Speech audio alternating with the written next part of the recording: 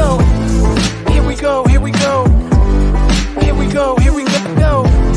Here we go, here we go, here we go, here we go, here we go. Here we go. Here we go. Here we go, here we go, here we go, here we go. Here we go. Here we go. Here we go, here we go, here we go, here we go. All right, here we go. I gotta say that song is really catching on, and I love it. But hello, everyone. Welcome to another episode of Containers from the Couch. I'm your host, Kyverno, and I've got an exciting episode for all of you today. We're going to be talking about signing and especially verifying container images on Amazon EKS, and it's going to be integrated with AWS Signer and Amazon ECR as well, Elastic Container Registry. So a lot of terms there. One more for you. We've got the founder or the CEO and co-founder of Nirmata here with us today, Jim Bugwadia.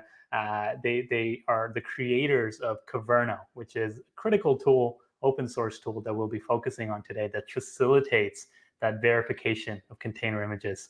And we've also got Rodrigo Bursa here with us, solutions architect at AWS. Folks, how are you doing today? Tell us a little bit about yourself. Jim, I'll start with you. Yeah, thank you, Sai, and thanks everyone for joining. So I'm Jim Bugwadia, co-founder, CEO of Nirmata, also one of the maintainers on Kyverno. Within the CNCF community, I co-chair in the policy working group. So pleasure to be here and looking forward to discussing signing and verification. Awesome. Thanks, Jim. Hey, folks that are watching at home, drop us a line. Tell us where you're watching from. And hey, if you have any questions that you want to ask live, we are happy to take questions throughout the episode. Feel free to ask myself, Rodrigo, or Jim here any questions about anything as we go through it. Rodrigo, I want to pass it to you. Tell us a little bit about what you do at AWS. Thanks, Sai, and thanks for having me. So for those who don't know me, I'm Rodrigo Bersa. I'm a container specialist solutions architect at the Worldwide team.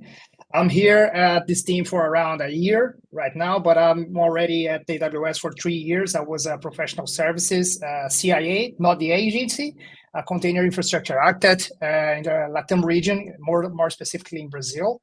And I work with Kubernetes for around, since 2016, 7 years now. And when I joined this team, I had the opportunity to tackle a lot of security engagements, and I'm one of the leaders of the security focus area for the containers at AWS. Together with I'm one of the maintainers of the EKS blueprints framework. So very happy to be here. Excited to see this demo. Excellent. Awesome. And hey, we've got Jimmy Ray here tuning in from Powhatan. And Jimmy, happy to have you on here. Jimmy, actually one of the key contributors to the reason why this whole capability on AWS works. So Jimmy, glad to see you. Glad to have you on the show here. And I might even ask you to help answer some questions in the chat if they come in. You would be the man to do it. So folks, again, if you're watching, if you have any questions, don't hesitate. Now, Jim, I want to go to you for a question, and I got to know a little bit about Nirmata, specifically Kyverno as well. Tell us a little bit about founding the company and where the names Nirmata and Kyverno came from. Yeah, so they're definitely not that, I guess, or somewhat unique in terms of names. So Nirmata, Ritesh, Damien, and I were the three co-founders. When we started Nirmata, we were kind of obviously looking at various themes, things of what we want to do. And the name actually translates in Indo-Aryan languages like Hindi or Gujarati and a few others into maker, creator, director.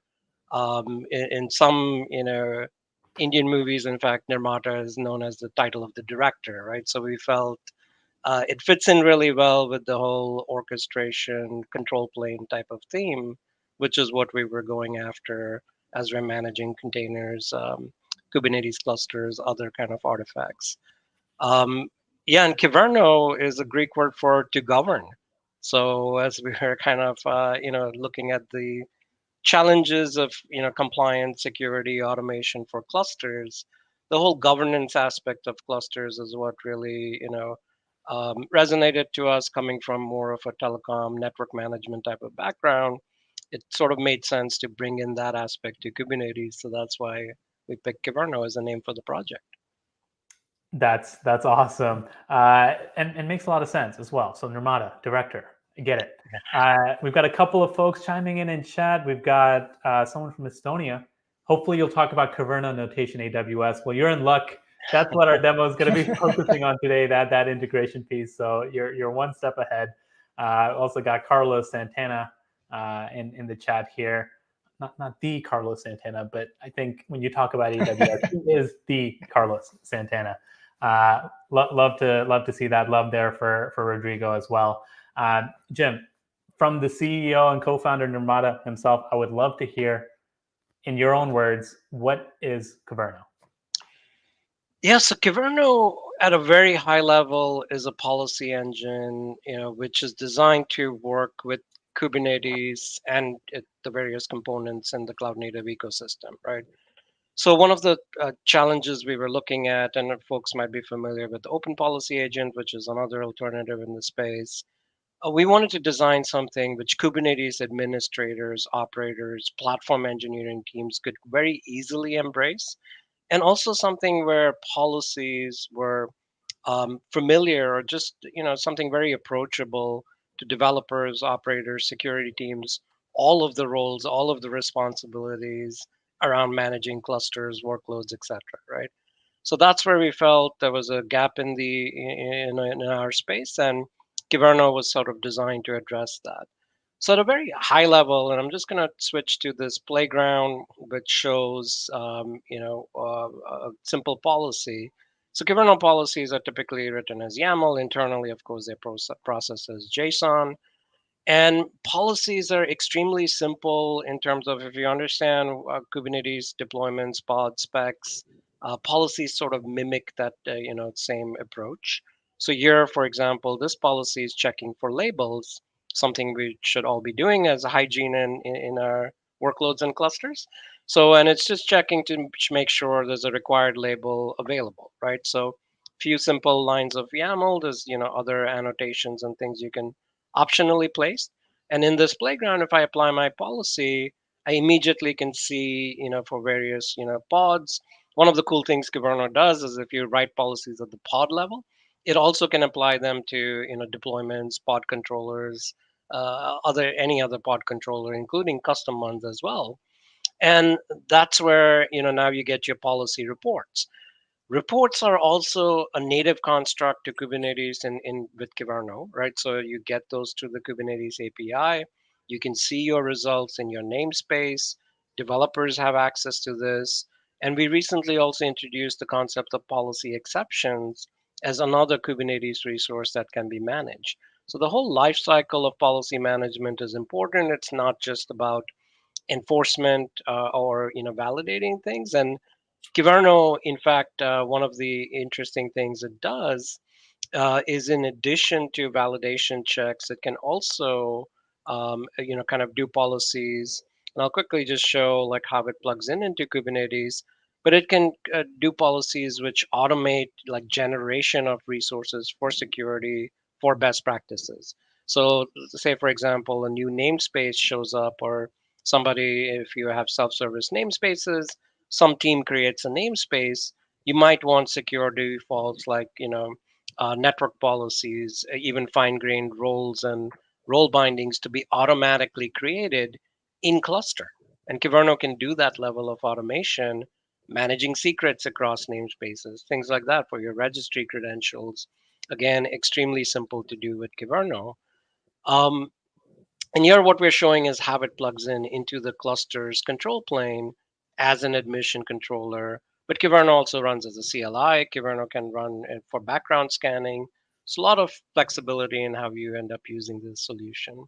Right. So that, I want to drill on that a little bit. You mentioned you can run it as a CLI or run it within Kubernetes itself. So gives users a lot of flexibility in where they want to do these types of policy checks. And of course, today, the specific policy check we're going to be talking about is verifying container image signatures, which have been generated using Signer and Amazon Elastic Container Registry, ECR. So Jim, I've got to ask, when you're running within Kubernetes, How does this thing work? I know there's the concept of admission controllers. You showed us an example policy. I think it's probably valuable for our folks just to understand what happens if, let's say, it breaks a policy. Yeah. So you can choose, again, going back to an example policy. And by the way, on our website, there's about 300 different samples. So based on, feel free to browse those. If you see something missing here, reach out. But based on these, you can have your policies in, either verification mode where it's auditing and reporting, or enforce mode. So this attribute here, validation failure action, you can flip that, from verification or from audit into enforce, and then things will be blocked. I can show a quick example of that in a cluster. So I'm just going to quickly switch my context to Minikube, my local cluster. And what we can do is just take a very simple example to start with. Here, if I do kubectl get namespace, I have, so I don't, here right now I have Kyverno running. Let's see if I have any cluster policies. At this point, I don't, which is good. So here, what I can do right now, for example, if I run, let's say I want to run an insecure pod, which is misbehaving, right? And this is an awesome one-liner, which I learned from Duffy Cooley. But what it does is basically runs in privilege mode, mounts, does a ns enter and a mount of your proc directory. And if I run it now at this point, I'm going to be root not only in my pod, but on the host, right? So obviously not a good thing. If I do, proc here, I can see everything on my host. So how do you kind of prevent this? Very simple. So if Kyverno, like if I want to now, let's say, have pod security best practices in enforce mode. So I'm going to pull from this GitHub repo, which is where we maintain the pod security standard policies. I'm going to apply them into my cluster, and then we'll try that same command again, right? So let's say I do cluster policy. Now I have all these policies in enforce mode, which are all related to pod security, right? So now let's try to run that bad pod one more time and see what happens. And Kyverno just blocks big and shows you exactly why it's blocking things, because for privilege escalation or running as root, things like that, which are just not good practices or things that should be prevented. So the admission controller is kind of like the bouncer in front of the club, and he's saying, if it's in enforce mode, he's gonna not let anyone in that you've created policies against. And in this case, it's probably a good idea to have this policy on enforce and not audit. It's better to have it happen immediately than to get a report of it later. Absolutely. And even if we're talking about production environments, it's always better to do the enforce mode. But one thing that I always see customers asking for is, hey, I want to implement this feature of policy as code using Kyverno or OPA, but I don't want to be enforced on development environments or test environments. I want to be able to receive the reports and understand what do I need to fix before move to production. Because we all know if we just enforce security aspects without being assertive, we may break or cause interruptions in the workloads, mainly in the workloads that are already in production. So we can use this strategy to have, okay, on the development environment, we have just audit mode, and then on production environment, we put on enforcing mode to avoid any unwanted behaviors. Absolutely. And you can kind of decide that on a per policy basis too. There's a lot of fine-grained control, even with how you want to, allow exceptions for workloads. But yes, I mean, for best practice policies, things like that, you can roll them out in audit mode. And at the right time, if you kind of, again, want to enforce, you can. Otherwise, just leave them in audit mode based on the environments. Definitely, that makes sense. So now that we kind of have a fundamental understanding of Kyverno, to get into the focus of our episode today, Rodrigo, I want to actually pose this as a question to you. You work very closely with a number of customers of EKS. And I know that today we're focusing specifically on verifying container images. Lay out the problem statement for us a little bit. What are we talking about today? What type of customers are we helping? What's the use case in mind? Yeah, so every time we talk with customers about container security, the thing that they most want to protect most is their images. So how to protect their software supply chain? How do I build secure images and make sure that these images are signed? And also, how do I make sure that my cluster environment allow just my signed images or my secure images or images that I want to allow specifically to run on those environments, mainly, like I said, in production environments. So this is one questions that we get all the time, and customers are really wanting to have these features implemented in their pipelines, in their CI/CD pipelines. And as I understand, we are using Kyverno CLI to integrate with CI/CD pipelines to have this feature. But this is something that customers are really wanting to use to protect their environment. Also tied with the runtime security using pod security standards or the best practice policies that Kyverno offers. And so that makes a lot of sense. And this is a question for both of you. Why does container image signing help protect customers? So when you sign your images, you are making sure that this image, when you have your hash and the signing annotation, you will make sure that image is running in compliant, or you're using the image from the actual developer, the one who published that, and this image has not been changed since it was published. So when your verification those images during the runtime, okay, do I want to run this image that was changed somewhere in during some time, or no, I want to make sure that this image is exactly the one that was published by the developer and it follows all the best practices. Exactly. One thing that I like to think about it, and tell me if this is accurate, is like if I get an Amazon package at the door, it's sealed, it has the Amazon tape on it, it's got the label on it. I can be relatively sure that this package came from Amazon. It's been signed by them. Is that similar to container image signing a little bit?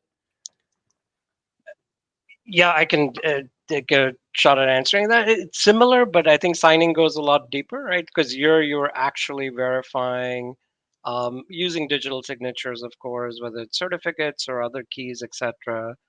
That signing, that event happened, based on somebody who has the private keys, and you're verifying with the public keys, right? So it's integrity, it's trust that you're building, and you're locking down now your cluster to make sure that only trusted images can run. Like in the example I just showed earlier, with Kubernetes, it's fairly simple unless you have the right security standards and practices in place.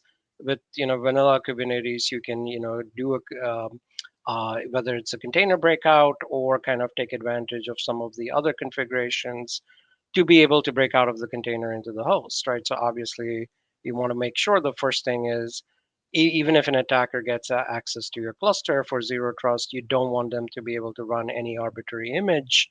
That's important to lock down, right? So now you're guaranteeing every image that runs went through the right CI pipelines, has the right signatures. And one of the things we'll talk about beyond just signatures in supply chain security, you also want to check for certain attestations.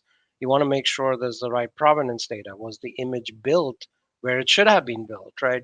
Was there other, like, for example, scan reports or other SBOM information attached to the image if you're expecting it to be attached?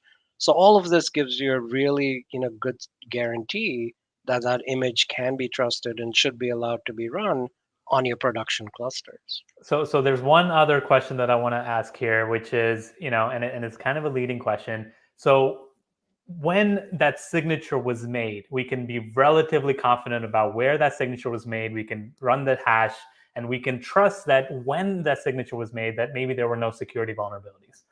But what if, the signing authority was hacked, right? The company lost access to their signing authority, or maybe now there's a security vulnerability that's arisen, but I still have access to that image, and it still says the signature is good because it was created a while back.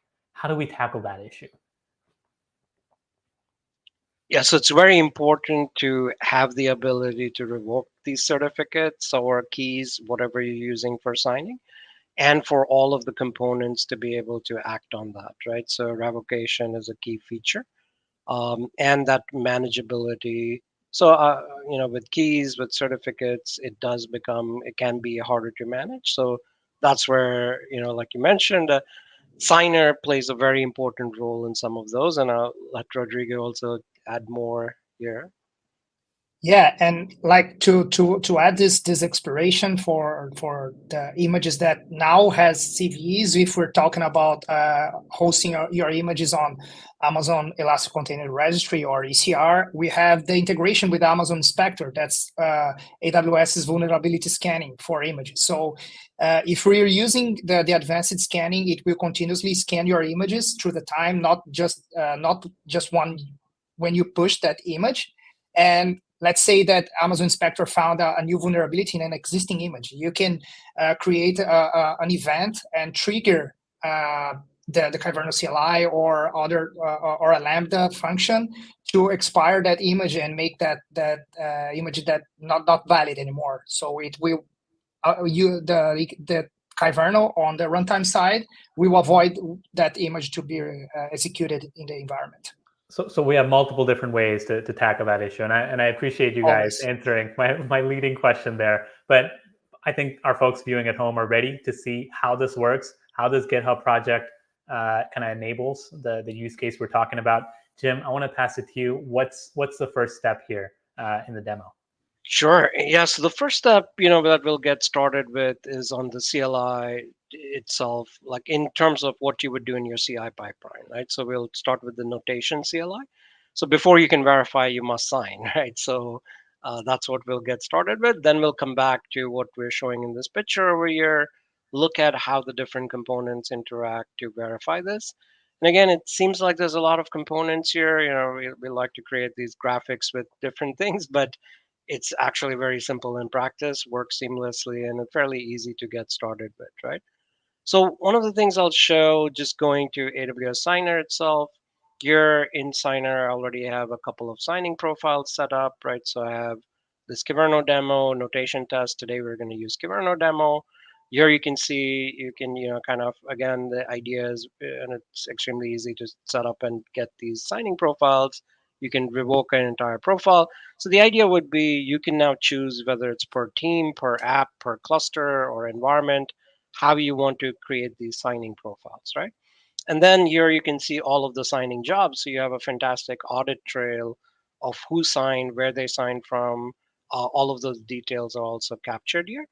But moving to the CLI, so let's suppose we are running in a CI/CD pipeline. So the thing I'm going to do is use this notation CLI. Now, notation is an image signing and verification standard, which is part of the CNCF.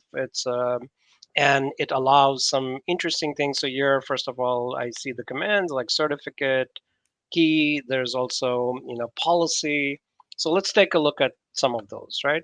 So if I do notation in my setup, I'm using Signer. So if I do cert and let's say I want to kind of just let's do minus minus help, because I think all we want to do is list and see what certificates are available. And it shows I have a certificate, the public key for AWS Signer, because I'm trusting AWS Signer here in my pipeline or in my environment itself, right? And if I do a policy show, the other, what I'll also see here is in my, um, in my setup, I have a very simple policy, which is basically saying for any image, right? That's what this wildcard is. I want strict signing and verification, and I'm going to use this authority called, AWS Signer TS, which maps back to this, right? What we looked at over here. And I'm going to use my signing profile Kyverno demo. So that's it, right? I have my ARN configured over here. No keys, nothing else I'm downloading. And of course, if you're signing based on if you have different GitHub jobs or GitLab jobs or whatever you're using to sign, you can vary these profiles. These could be injected as a variable, right? So now with this very extremely simple setup, what I can do is something like, if I want to sign an image, all I have to do is kind of sign it in this format where I'm running that basically, for any demo image, I can kind of, sign it and push the keys into my ECR registry.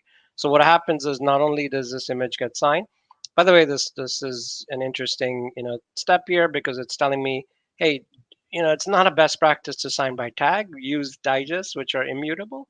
But just for this demo, of course, tags are easier, so that's why we use that. In an actual CI pipeline, you would, if you're creating a container, you would get the digest of that container in a build step, then sign using that particular digest. So now it's an immutable digest. But once this is signed, my signature is pushed. And in fact, what I can do is if I do, um, let's say, an ORAS, a command. So ORAS is another, it's a command line for dealing with, registries. So if I just take the same thing and if I do ORAS discover, um, and I want to kind of output it in tree format and give that registry, I will see that there's signatures attached, and it shows me there's two signatures attached because I signed it twice. But there's also then something else attached, which I had done before. I have an SBOM attached to this, and that SBOM itself is signed, right? So pretty interesting. You can kind of make this as complex or as simple as you wish. You can start with one signature. You can have multiple signatures. You can have artifacts. You can sign these artifacts, and now you can verify a lot of these at the at the cluster level, at admission controls, and also through background scans. To your point, if something changes, right? So now I have I found something where I want to flag anything with a particular package, or like a package, like a reference to a library. I want to flag that across my environments. We can tweak our policy, push the policy through GitOps, and immediately start getting audit reports, which show us where those issues are and what needs to be updated.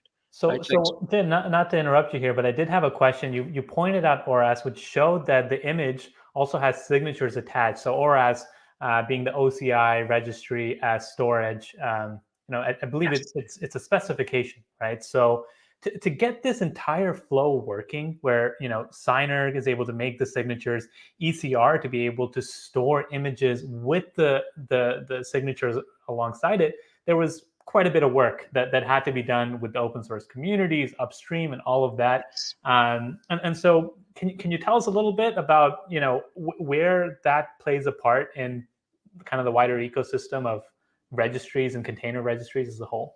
Absolutely, and great point, right? Because we kind of just I just showed this very quickly, but there's a ton of work that went in, with various groups who to get these new standards into the OCI registry realm, right? So two new things which came about in what's referred to generally as this OCI 1.1, although there's two different specs underneath. There's a distribution spec and also there's another spec which relate to this. But there's now a refers API which has been formalized, as well as now registries have a more formal way of storing artifacts, which can then have a reference to a particular subject or an image in this case, right? So you can OCI registries have evolved way past containers, right? You can store everything from Helm charts to Kyverno policies to other artifacts within OCI registries. But now, very interestingly, and the exciting thing is, things you're storing, artifacts can reference each other, right? So you can build this graph that we're showing over here through ORAS, which is saying that this image, which is the main subject, has these other backing, let's say, objects attached to it, right? Including signatures, and there are, of course, with these types, there is a registration process for them. So there are some well-known types everybody can check for, but you can kind of this is very easy to add your own type. So let's say within an enterprise you want to type for a code review, right? Which again may not exist as a standard. You can say, code review.json or whatever you wish. You can, let's say record that as part of your Git registry, sign that, push that to your registry, and then verify it with the Kyverno policy, which is insanely powerful, right? Because gives you all this flexibility for how you want to organize your processes and supply chain security. Excellent. No, that makes a lot of sense. So just to kind of recap, what we've done here is, using notation, which is integrated with AWS Signer. In Signer, you showed us a signing profile. You were able to sign this image locally on your CLI, which probably made an API call out to Signer and kicked off a signing job.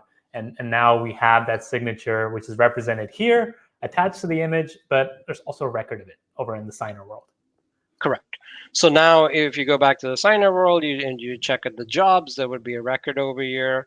Also, if you go back to ECR and we look at this image, we will see, what we were talking about. There's signatures that show up here. There's this SBOM artifact. So there's more than just the image itself that shows up in my registry, right? So and did you push that to ECR, or do you have to push that? No, it automatically, the signing actually pushes that automatically, right? We didn't have to do anything. So it's very simple. One command which kind of does that in a powerful manner. Excellent. Okay, so we've signed the image. I can kind of guess where we're going next. Right. You got to verify that thing, right? Yeah. So of course now, the point of signing, signing by itself is useless unless something is checking and making sure things are signed, right? So now what we're going to do is we're going to look at a Kyverno policy, which is going to be doing this verification. And to make this policy work, so the way notation works, something I should have shown you, I missed doing that. Let's quickly take a look. If I look at the notation plugins, right? So I have this plugin verified here or installed, which is the AWS Signer plugin. Now this is a binary which integrates with notation. So now if I also do um, so then, and by the way, it's telling me that this is not only signing, but it also does verification, right? So one other thing I want to quickly show, there's another command. If I do notation inspect, and let's kind of pull that same image, what it also shows me here is which plugin signed it, right? So now to verify, if I try to verify this with just the key, notation will say, no, that's not good enough because it was signed by a plugin, which is doing, things like we talked about, like revocation checks, making sure your certificate is valid, the origin is valid. You need to verify it for, that strict verification. You need to verify it with the plugin.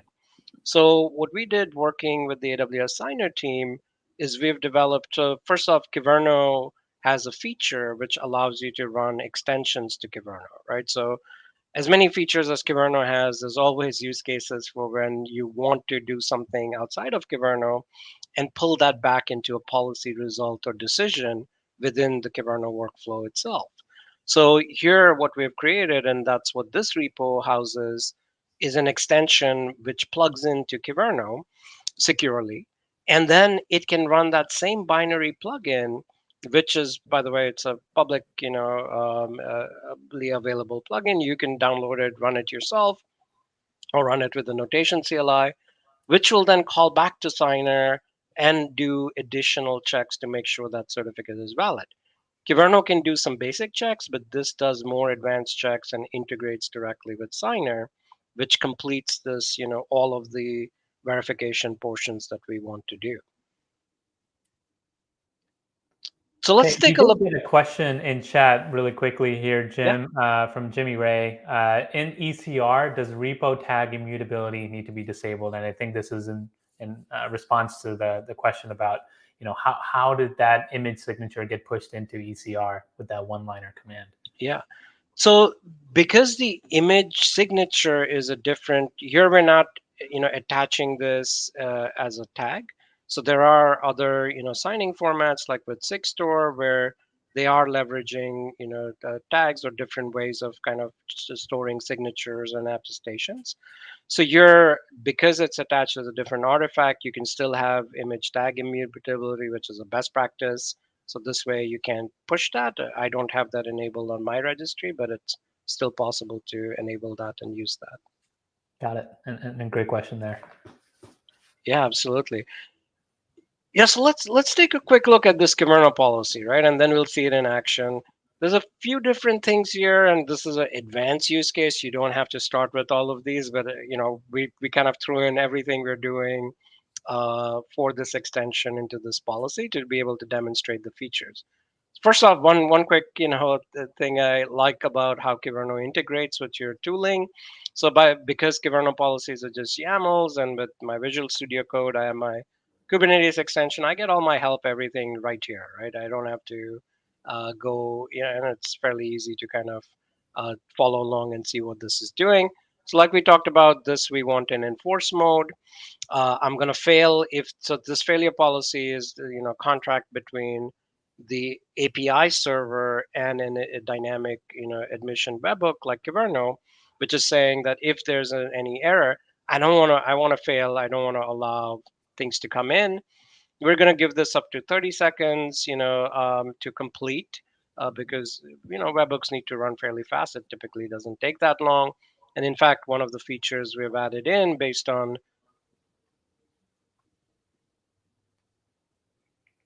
Oh, Jim, we may have lost you there. Yeah, I think so.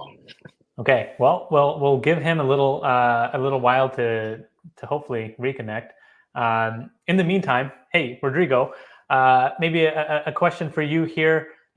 Tell us a little bit about when you're working with Kyverno and you want to pull it into the automation process of like GitOps and that kind of thing.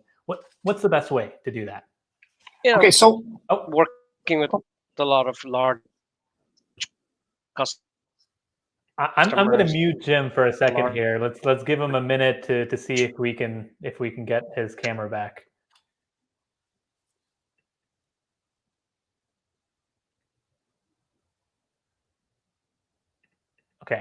Okay. So if we're talking about the infrastructure level, a framework that we always like to leverage here in AWS is EKS Blueprints. EKS Blueprints, we already have a session on Containers at the Couch about EKS Blueprints. So it's an open source framework based on CDK and Terraform. Basically, you can choose the IAC of your that you like the most and use it to do the deployments of EKS and EKS add-ons and so on and so forth.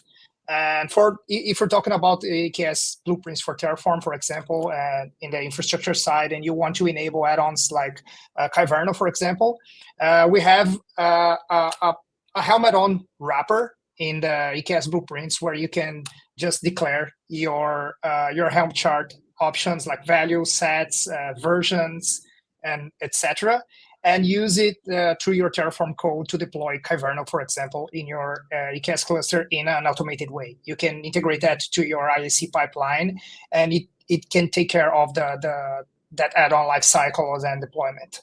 But also, if another option is to, if we are talking about a GitOps approach, we can have a GitOps repository with Kyverno there, and you can use the tools like Argo CD or Flux CD to do the add-on deployment and the add-on management and lifecycle.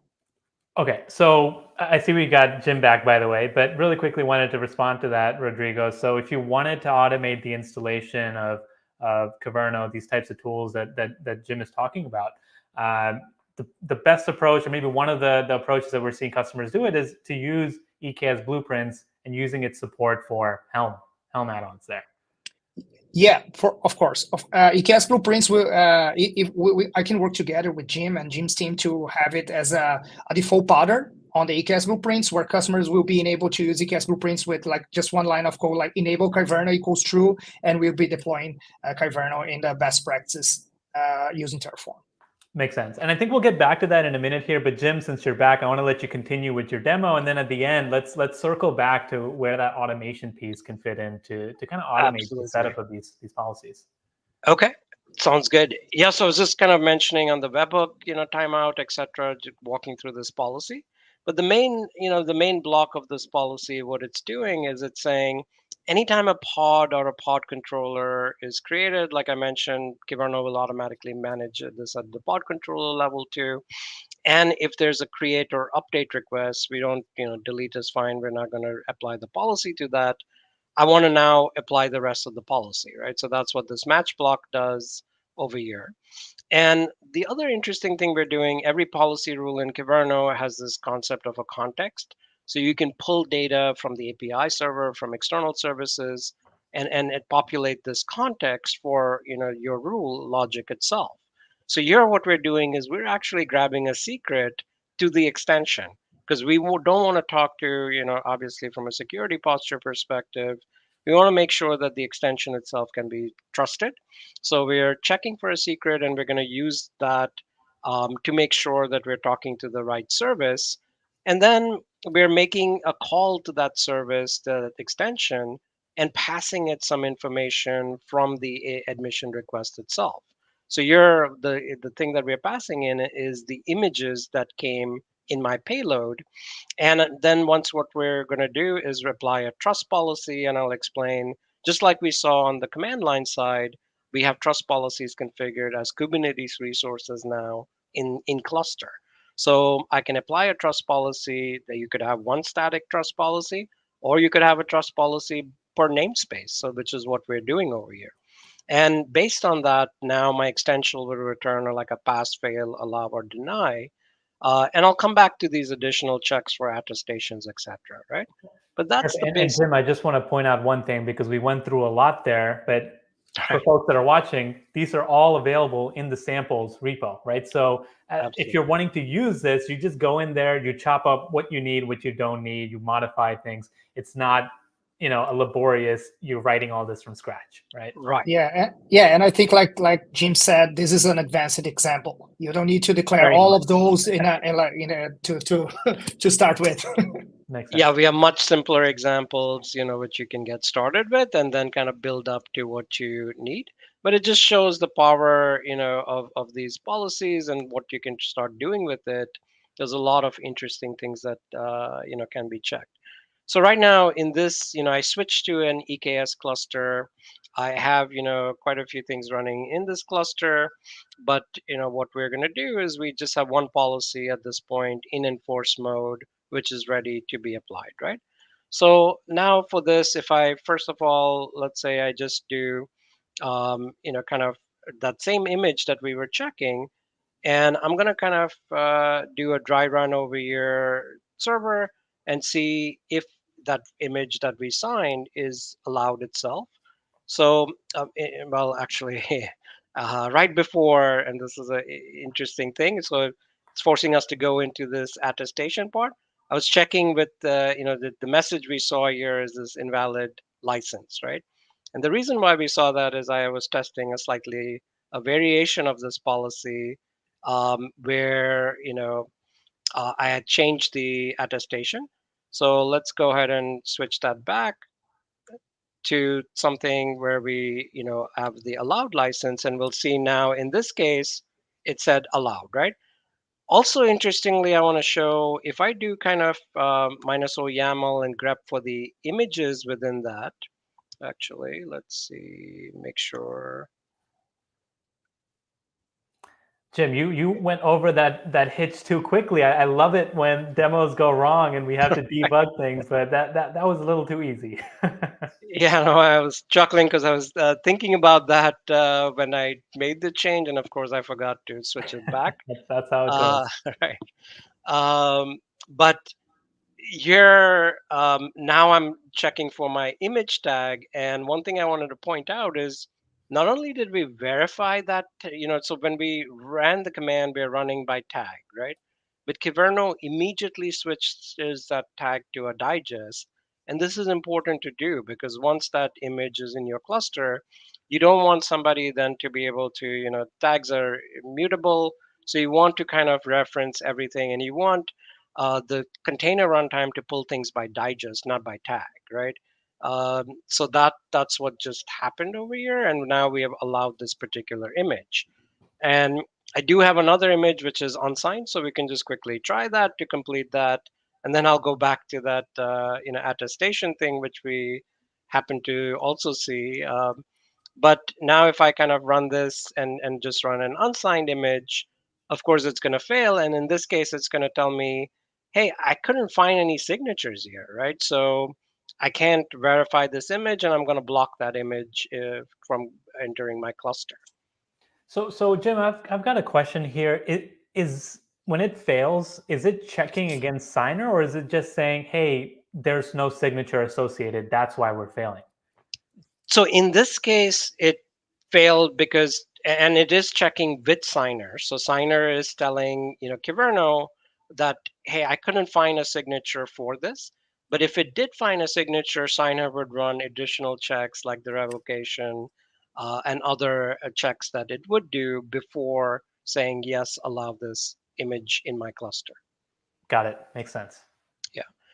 Yeah, so let's go back to that other use case, right? So now let's say, we're good with signing and we want to do more, right? I want to kind of go back and now add more things, more checks.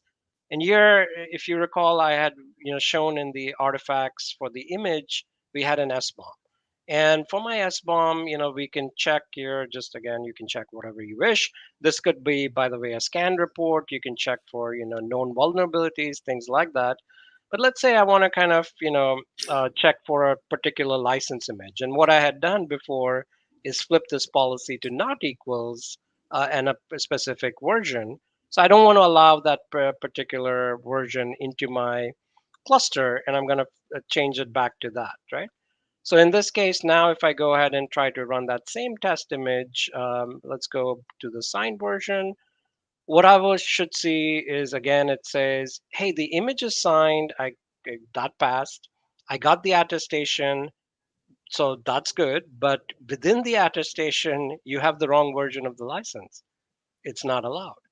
So that's what now the policy checked and blocked that image from running. Um, so it's just an example of how detailed you can get with these checks. And of course, the idea here is to, you might have specific things you want to block.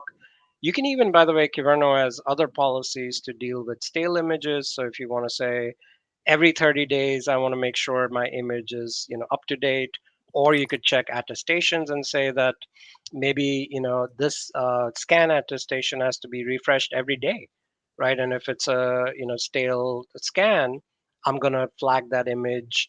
Not only can you can block, of course, that same tag from running, but if it's already in my cluster, you will get audit reports for that, which other tools can create alerts for your teams. So quick demo, but kind of shows the power of all of this working together. And it's the beauty of all of this is it's transparent, right? It's once you have this set up in your cluster, it just works.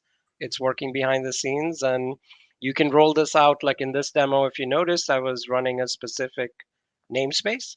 So you can kind of target specific namespaces as you're testing and rolling this out, and then widen that to across your cluster, or you can even start in audit mode like we were discussing earlier.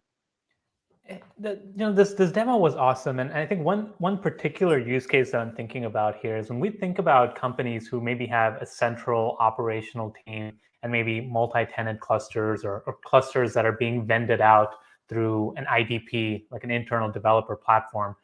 This seems like a really powerful way to be able to set guardrails around the things that your developers are doing in your cluster.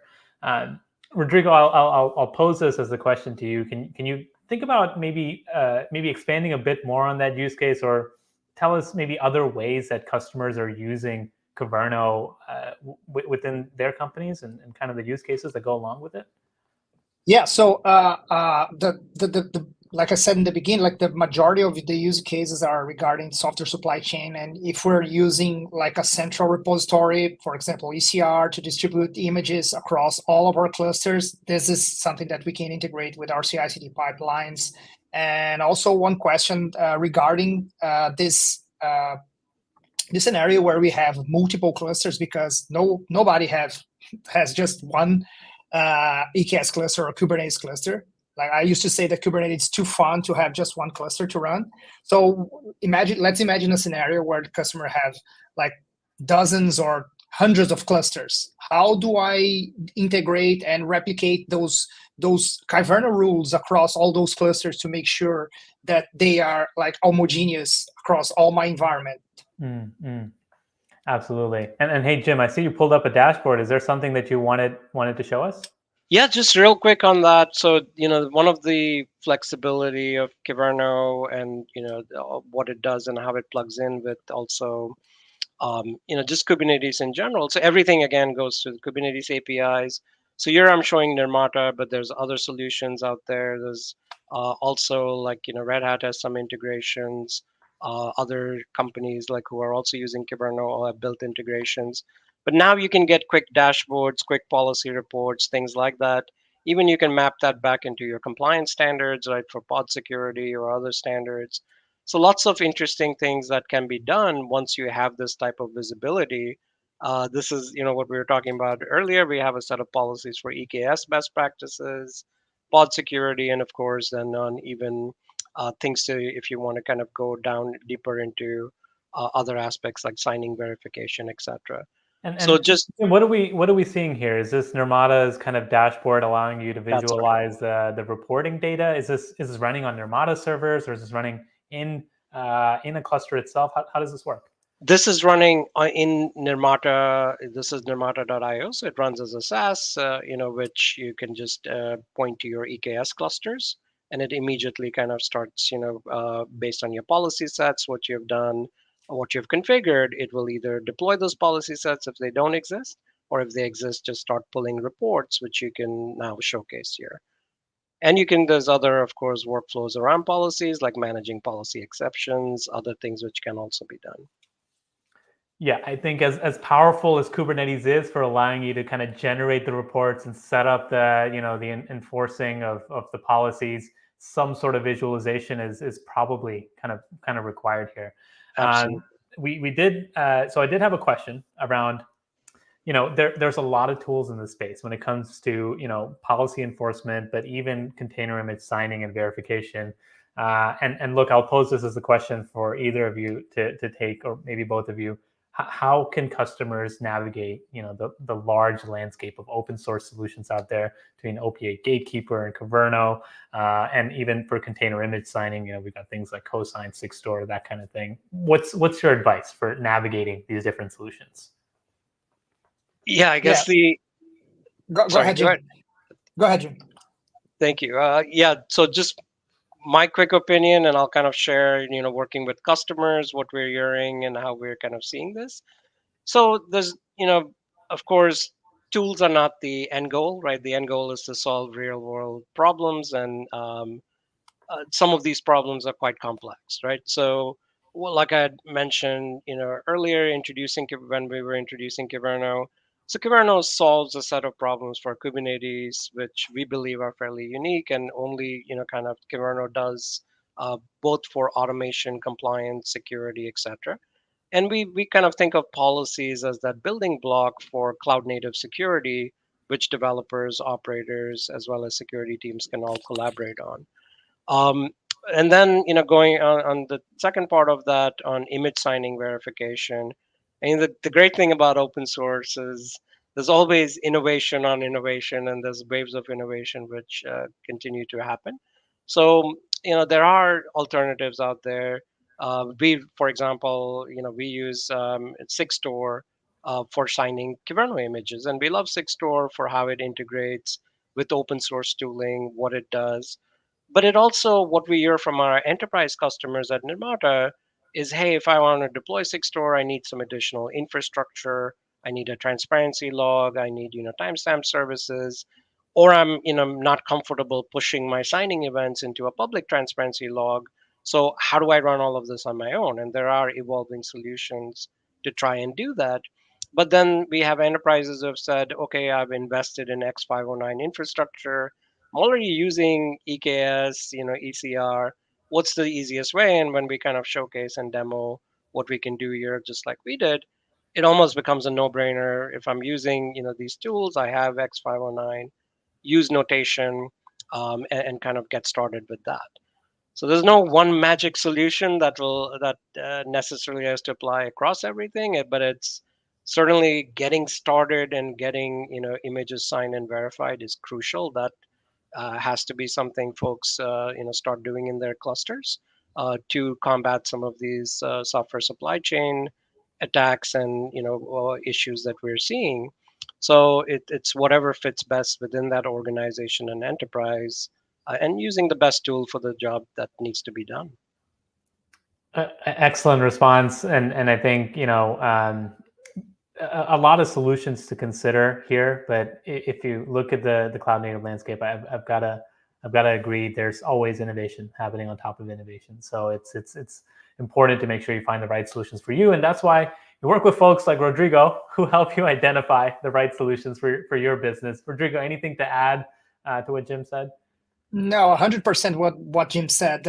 We all know the CNCF and Kubernetes landscape of toolings and solutions out there, and there's no best solution. That's the solution that works best for you. So I think advantages of Kyverno over to run on Kubernetes is that you don't need to learn another language. It already runs on YAML files. You can declare. It's very declarative, very straightforward.